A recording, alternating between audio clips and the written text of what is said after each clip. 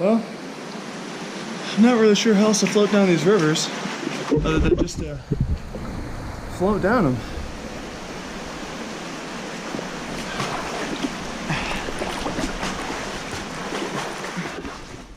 Hey guys, what's going on? This is Jim from 9 to 5 Hiker, and today we're going to learn a little lesson in the risks of a solo hike. So I was going to go up to Humphreys Peak in Flagstaff, Arizona, but I changed my mind last minute because of a nearby forest fire. I read there's some smog nearby, so I decided to divert plans down into a creek. That would be West Clear Creek, Wilderness, Arizona.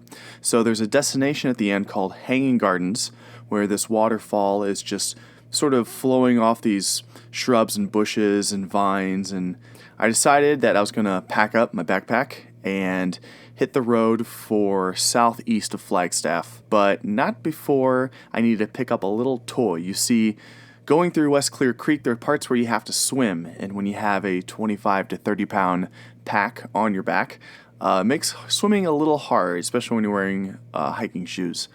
So I went to Target, picked up a little floaty, and went up north. Not before, yep, that's a crack in my windshield. So should have seen this as a bad omen, but just decided to let that crack kind of grow and kept driving. So I get up to Highway 260, that's off I-17.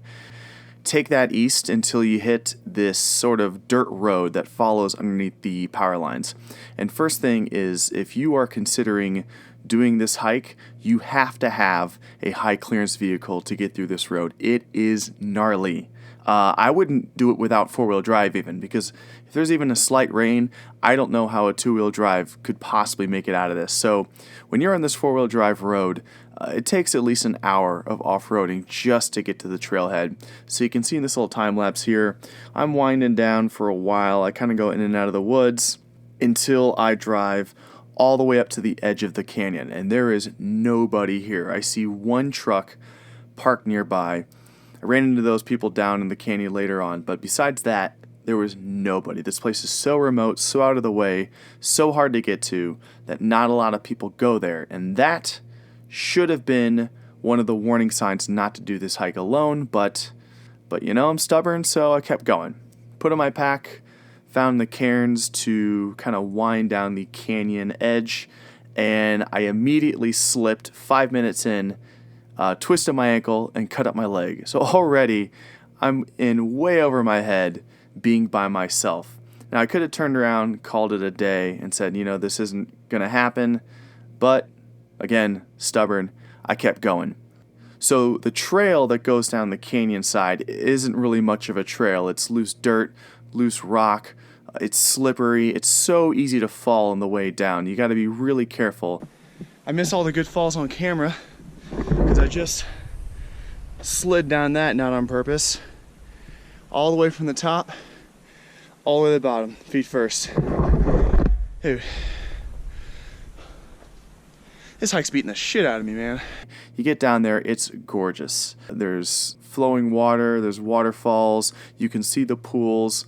But these rocks are covered in algae and it's super slippery. You know, I read online when I was looking up this place that it was really hard to hike through, and I thought, okay, it's less than a 4-mile round trip. This is going to be easy. This isn't even going to take more than a couple hours, but there's just no way to quickly get through this trail. You cannot move fast because every step could be a fall. That's how slippery these rocks are. Again, warning sign number 2. I shouldn't have done this alone, but I kept going. And what was really cool is when you get to these places in the river where it's so deep you have to swim, the canyon walls shoot up on each side, kind of like the Narrows in Utah, if you've ever been to Zion National Park. So what you got to do is you take off your backpack, you put it on top of the floaty, the inner tube, and you just kind of grab onto it with one arm and you swim alongside. I tried leaving the pack on and going stomach first onto the tube. That didn't work out as well. There's really no easy way to get through these deep spots in the river. You just kind of have to trudge through it. It can get tiring, and the novelty wears off quick. So I have to admit that as cool as that looks, these things are getting tedious. So I'm hiking through, I'm trying real careful not to slip with every step I take. I run into the only 3 people I would see all day. They're heading back. You get to parts in the creek where you're just so tired of carefully stepping on these algae-covered rocks that you decide to hike on the side instead. But again, that has its own challenges because the sides are covered with brush, covered in poison ivy. They're not easy to get through either, so, it's kind of like pistol or poison. Which way do you want to go? So I go through, I feel like I'm getting real close, and then the overcast comes. Okay, so it's starting to thunder off in the distance, so I'm in a canyon, which is not good. So you can kind of hear it. So I can either go back the way I came and drive home, or even camp up top, which that's probably what I would do. I would camp up top maybe. Until eventually I hear one lightning strike that sounds like it's not even a mile away. This storm looks like it's getting really bad. And again, warning sign number 3. This is a new hike. I've never been here before. So at the destination, I had no idea what I was working with as far as campgrounds go. And if the only place to camp is right alongside the river, a flash flood can just as easily come in the middle of the night and sweep you away, and then I'm a story in the news. So you can see me here, I'm talking to the camera, I'm super frustrated, deciding, do I want to keep going? Do I want to camp where I am?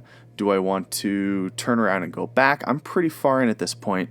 So, given all the factors, how hard the hike is, the fact that it's storming, it's a new hike, I'm right alongside the river, I decided to just go ahead, turn around, head back. And I didn't do a whole lot of filming except for this one bit in the river when I'm just fed up with it.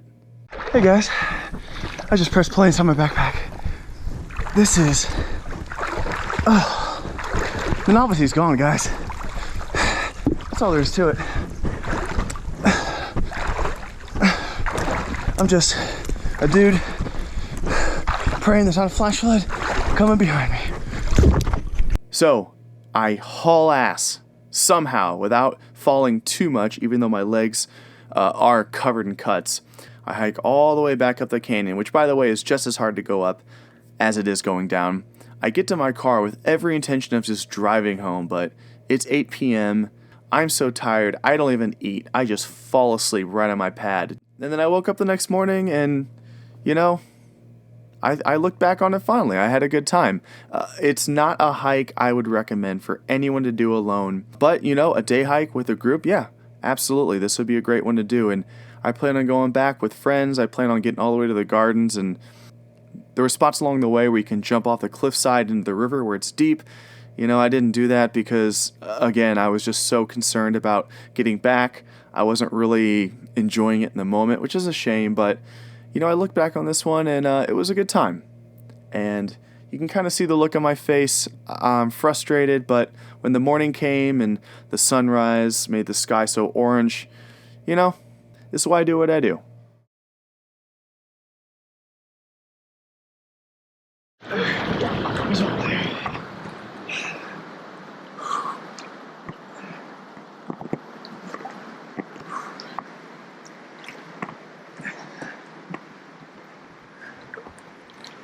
Oh my god.